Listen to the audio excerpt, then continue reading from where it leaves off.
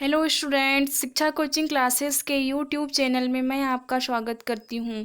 कैसे हैं सभी नटखट बच्चे क्लास 12th के। आशा करती हूँ कि सभी अच्छे ही होंगे।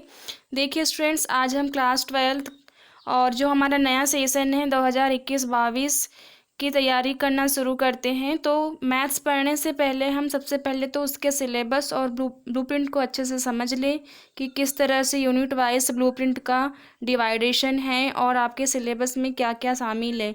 क्योंकि देखिए क्लास 12th का जो मैथ्स है वो क्लास 11th के मैथ्स पर आधारित है। ठीक है, क्योंकि आपको पता ही है हम पिछले क्लास में जो चीज़ें पढ़ते हैं वो आगे उच्च कक्षा में रिवाइज ज़रूर होते हैं। इसीलिए आप पहले सिलेबस को एक बार अच्छे से समझ लीजिए स्टूडेंट्स, और उसके ब्लूप्रिंट को भी अच्छे से पढ़ लीजिए। तो मैं आइए आपको सबसे पहले तो सिलेबस के बारे में बताती हूँ कि क्या क्या सिलेबस है। ठीक है, तो चलते हैं हम सिलेबस की ओर। देखिए स्टूडेंट्स, ये है आपका कक्षा 12वीं गणित भाग 1। कक्षा 12वीं के लिए पाठ्य पुस्तक ये देखिए यहाँ पे एनसीईआरटी का लोगो डाला हुआ है। ये आपको ऑनलाइन किसी भी प्लेटफॉर्म पर मिल जाएगा स्टूडेंट्स।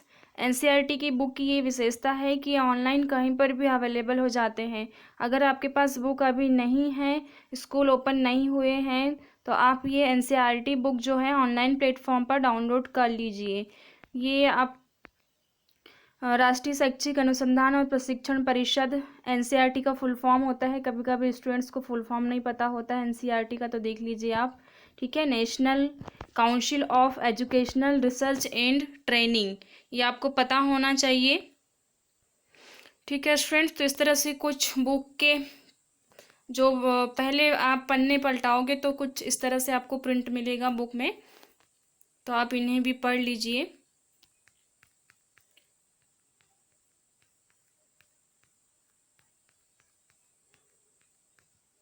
प्रस्तावना को आप पढ़ लीजिए। ये देखिए आपके बुक, ये हम 8 पेज नंबर 8 और पेज नंबर 8 के बाद में हम 9। ये भारत का संविधान। ठीक है, भारत का संविधान सभी एनसीईआरटी बुक्स में भारत का संविधान लिखा हुआ है स्टूडेंट्स। ठीक है, अब यहाँ से शुरू है विषय सूची। ठीक है, पेज नंबर जो 11 है यहाँ पर विषय सूची शुरू है। मतलब आपका जो इंडेक्स है कि आप भाग 1, मतलब आपका जो बुक है वो 2 पार्ट में बटा हुआ है, भाग 1 और भाग 2। तो भाग 1 में आप क्या क्या पढ़ेंगे। देखिए भाग 1 में जो यूनिट फर्स्ट है आपका, ठीक है, यूनिट फर्स्ट में आप क्या पढ़ेंगे स्टूडेंट्स। तो यूनिट फर्स्ट में आप पढ़ोगे संबंध एवं फलन। ठीक है, देखिए संबंध एवं फलन आपने यूनिट 11 में भी पढ़े हो स्टूडेंट्स। मैंने कहा आपको कि जो पिछले क्लास के मतलब टॉपिक्स होते हैं या यूनिट होते हैं वो आगे उच्च कक्षा में भी रिवाइज होते हैं। ठीक है, तो संबंध एवं फलन आपने कक्षा 11वीं में पढ़े हो, तो आप एक बार कक्षा 11वीं की बुक को या अपने नोट्स को एक बार आप देख लीजिएगा, ये फिर से रिवाइज हो जाएगा। हालांकि मैं बताऊंगी बेसिक चीज़ें, फिर भी आप अपने से एक बार देख लीजिए। उसके बाद में हम यूनिट सेकेंड में पढ़ेंगे प्रतिलोम त्रिकोणमितीय फलन। ठीक है, क्या है आपका यूनिट सेकेंड, प्रतिलोम त्रिकोणमितीय फलन। त्रिकोणमिति आपने 10th में भी पढ़ा है और 11th में भी आपने त्रिकोणमिति फलन को पढ़ा ही है, तो आप इसे भी अच्छे से देख लीजिए। उसके बाद में हम थर्ड यूनिट में पढ़ेंगे अवयव। ठीक है, ये आपके लिए नया है। उसके बाद हम फोर्थ यूनिट में पढ़ेंगे सारणिक। ठीक है, सारणिक भी आपके लिए नया है। ठीक है, उसके बाद में जो आपका नेक्स्ट है यूनिट 5। तो यूनिट 5 में आप पढ़ोगे सांतत्य तथा अवकलनीयता। देखिए स्टूडेंट्स, 11th में आपने सांतत्य और अवकलनीयता के बारे में आपने पढ़ा है, तो आप सांतत्य और अवकलनीयता वाले चैप्टर को एक बार रिवाइज कर लीजिए स्टूडेंट। क्लास 11th का मैंने काफ़ी अच्छे से पढ़ाया था यूनिट आपको। उसके बाद में हम आते हैं यूनिट 6। तो यूनिट 6 में है अवकलज के अनुप्रयोग। ठीक है, तो यूनिट 6 अवकलज के अनुप्रयोग, ये आप कक्षा 12वीं में इसे डिटेल में पढ़ेंगे स्टूडेंट्स। उसके बाद में ये गणित में उपपत्तियाँ परिशिष्ट 1 और परिशिष्ट 2 है। ठीक है, तो आप इन्हें पढ़ेंगे कक्षा 12वीं में। तो इस तरह से भाग 1 में जो सिलेबस है, ठीक है, वो कहाँ तक के शामिल है, वो है यूनिट 6 तक के।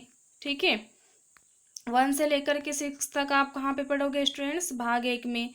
तो इसमें से 6 यूनिट में से जो पहला संबंधियों फलन और दूसरा प्रतिलोम त्रिकोणमितीय फलन, ये 2, और जो सांतत्य तथा अवकलनीयता है 3, ये 3 यूनिट को आपने कक्षा 11वीं में थोड़ा बहुत पढ़ा है, इनके बेसिक के बारे में। ठीक है, अब 12वीं में आपको थोड़ा डिटेल पढ़ना है।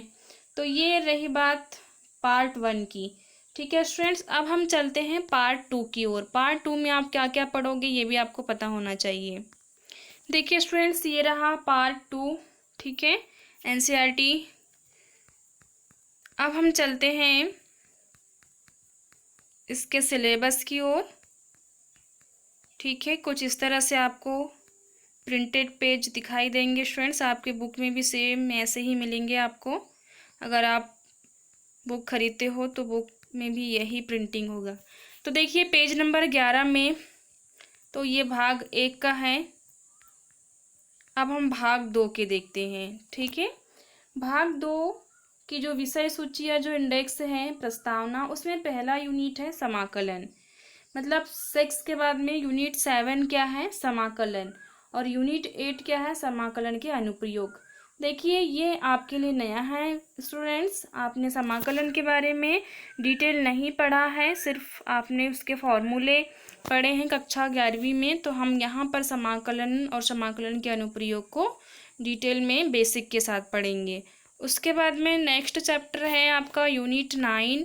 तो यूनिट 9 में है आपका अवकल समीकरण। ठीक है, इसे भी आप डिटेल में बेसिक के साथ पढ़ेंगे स्टूडेंट्स यहाँ पे। उसके बाद है यूनिट 10। यूनिट 10 में है सदिश बीजगणित, और 11 में है त्रिविमीय ज्यामिति। देखिए सदिश बीजगणित में आपने सदिशों का जोड़ना घटाना मैंने काफ़ी अच्छे से समझाया था आपको फिजिक्स में। तो आप यहाँ पर सदिश बीजगणित को स्टूडेंट मैथ्स में पढ़ेंगे, और मैंने आपको पहले ही बताया था कि फिजिक्स और मैथ्स जो है वो एक दूसरे के भाई बहन हैं, वो दोनों एक दूसरे के बिना नहीं रह सकते हैं। ठीक है, एक दूसरे के पूरक हैं, एक दूसरे के ऊपर निर्भर हैं। तो इस तरह से अगर हम देखें तो यूनिट 10 भी आपने पढ़ा ही है। अब हम चलते हैं यूनिट 11। देखिए यूनिट 11 त्रिविमीय ज्यामिति। त्रिविमीय ज्यामिति के बारे में भी आपने पढ़ा है स्टूडेंट्स। ठीक है, आपने क्लास 10th और 11th दोनों में पढ़ा है। देखिए ये 2 बिंदु के बीच की दूरी देखे हो आपने। ठीक है, 2 बिंदु के बीच कोण निकालना देखे हो आपने। तो रेखाओं के दिक, कोसाइन दिक अनुपात, ये आपने थोड़ा बहुत पढ़ा है, पर हम क्लास 12th में इसे डिटेल में पढ़ेंगे। ठीक है, अब जो यूनिट 12 एंड यूनिट 13 है, तो यूनिट 12 आपके लिए नया है, रेखीय प्रोग्रामन, ये आपने नहीं पढ़ा है, तो इसे भी हम यहाँ बेसिक के साथ पढ़ेंगे। और लास्ट यूनिट है आपका यूनिट 13। यूनिट 13 प्रायिकता, प्रोबेबिलिटी। ओके स्टूडेंट्स, देखिए ये आपके लिए नया नहीं है, आपने इसको 10th में भी पढ़ा है, 11th में भी पढ़ा है, और आप इसे 12th में पढ़ेंगे। तो 12th में आप जब इसको पढ़ोगे तो आप 10th और 11th के जो भी आपने पढ़ा है बेसिक, आप उसको क्लियर कर लीजिए स्टूडेंट। उसके बाद हम 12th में अगर पढ़ेंगे तो ये आपको सरलता होगी, और आपको कोई भी जो टॉपिक है या कोई भी सवाल है वो अच्छे से आपको समझ में आएंगे। तो ठीक है, मैंने आपको सिलेबस का एनालिसिस करके इसलिए बताया स्टूडेंट्स क्योंकि काफ़ी चीज़ें हमने पिछली कक्षाओं में पढ़ चुके हैं। तो आप पिछली कक्षाओं के नोट्स या बुक को एक बार देख लीजिए, तो आप 50% चीज़ें आपके दिमाग में रिवाइज हो जाएगी, और फिर पढ़ने में काफ़ी आसानी रहेगी। तो इस तरह से जो पार्ट 2 है इसमें 7 से लेकर के 13 यूनिट है, और 13 यूनिट में कुछ यूनिट्स हैं जो आपने पहले पढ़ा है।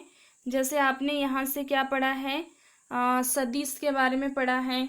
ठीक है, उसके बाद में आपने प्रायिकता के बारे में पढ़ा है। तो इस तरह से आप इन चीज़ों को रिवाइज कर लीजिए स्टूडेंट्स, तो आपको काफ़ी मदद मिलेगी।